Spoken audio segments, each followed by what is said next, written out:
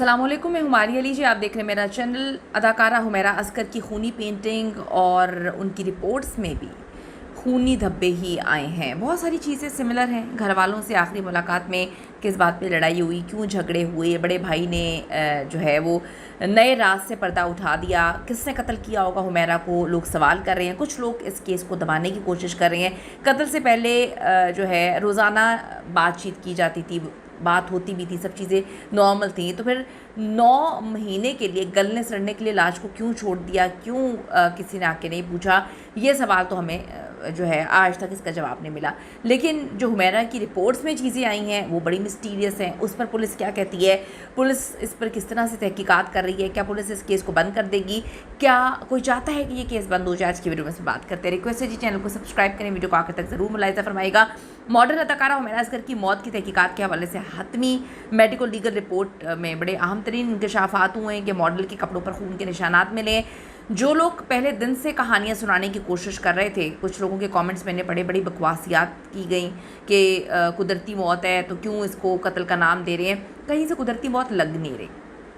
कुछ लोग अभी भी जब हम इस पर बात करते हैं उनको तकलीफ़ होती है। मैं ये बात कहूँगी कि चोर की दाढ़ी में ही तिनका होता है। ये कहीं से कुदरती मौत लग ही नहीं रही।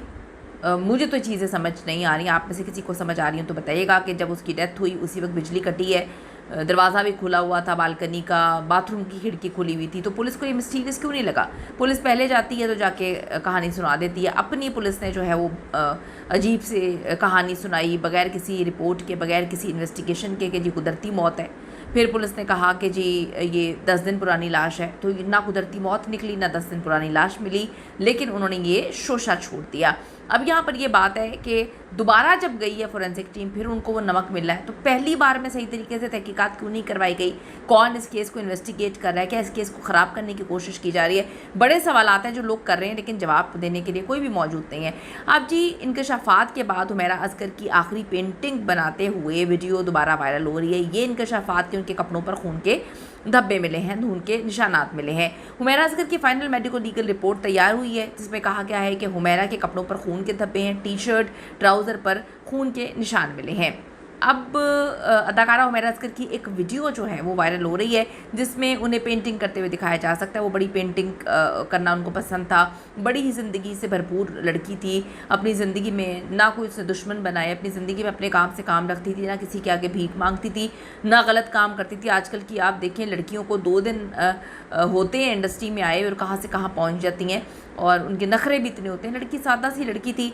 ये वीडियो साबित करती है कि हुमैरा अपनों से नाराज़ थी, लेकिन मीडिया पर वो कभी उसने ये गंद नहीं घोला, कभी उसने कोई बात नहीं की। इस बात की तस्दीक हुमैरा के बड़े भाई सुहेल ने भी की है कि हमारे घर में जायदाद को लेकर मसले तो बहुत ज़्यादा थे, लेकिन हुमैरा रिश्तों को तोड़ना नहीं चाहती थी और वो कभी इस नहज पर नहीं लेकर आई किसी भी रिश्ते को। बड़े भाई सुहेल की शादी भी ख़ानदान में हुई है और उसे भी तलाक देने पर मजबूर किया गया। उनकी बीवी ने ये कहानी सुनाई थी। एक के बाद एक जो है कड़ी ये साबित कर रही है कि जो मामलात हैं हुमैरा असगर के घर में मामलात ठीक नहीं थे, वो तो समझ आती है, लेकिन यहाँ पर मामलात क्या थे ये बड़े मिस्टीरियस हैं। कि मकान मालिक कहता है जी किराया नहीं दिया, केस अदालत में था, खाली करवाना चाहते थे, बहुत चीज़ें अजीब सी हैं। मालिक मकान को पता नहीं चला 9-10 महीने अगर वो केस चल रहा है, उसने एक बार भी आके घर में चक्कर नहीं लगाया। चाबी किस किस के पास थी, घर की बिजली कटी है तो मालिक मकान के नाम पर नहीं पता चला होगा। जब उसको पता चल गया कि बिजली कट गई है तो उसने क्या अदालत से रुजू नहीं किया होगा कि हुमैरा बिजली कट के साथ अंदर कैसे रह रही है।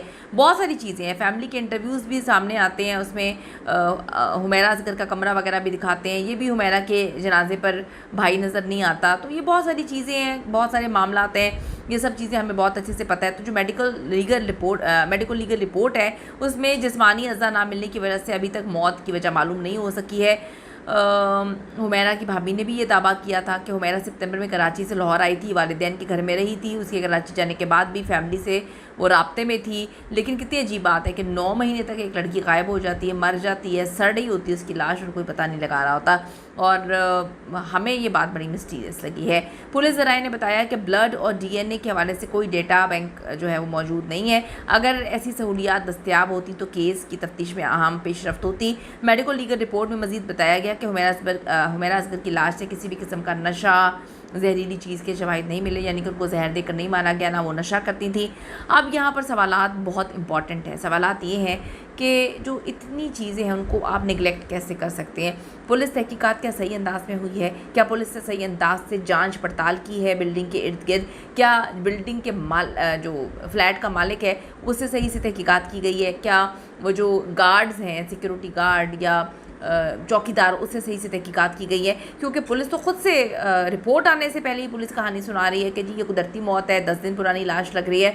जब पुलिस अपनी ही कहानी सुना रही थी तो क्या सही से इन्वेस्टिगेशन की होगी? मुझे समझ नहीं आ रही कि जगह जगह वो जो छोटी सी प्यालियों में नमक रखा हुआ समंदरी, वो क्या मिस्टीरियस चीज़ें हैं। बहुत सारे अजीब से इसमें पॉइंट्स ऐसे हैं जिसमें अगर पुलिस डे 1 से सही से काम करती तो मामला बहुत आगे तक जा चुके होते। पुलिस से बहुत बाद में जाकर जो है वो पूछा, मेकअप आर्टिस्ट से उनको बुलाया कि वो चीख के कह गया कि जी हुमैरा की डीपी चेंज हो गई है, उसके बाद हमें ब्लॉक कर दिया। पुलिस को इससे कोई लेना देना नहीं था। मोबाइल कहाँ गया पुलिस को ये भी नहीं पता, और मोबाइल यूज़ कौन कर रहा था ये भी नहीं पता। तो जिसके पास चाबी थी वो यूज़ कर रहा होगा। क्यों यूज़ कर रहा होगा? क्यों भटकाने की कोशिश कर रहे हैं? आपको अगर पता है तो ज़रूर बताइएगा। हुमैरा असगर के लिए आवाज़ उठाएं, क्योंकि ऐसा लगता है कि उसके लिए आवाज़ उठाने वाला कोई नहीं है। See you in the next video.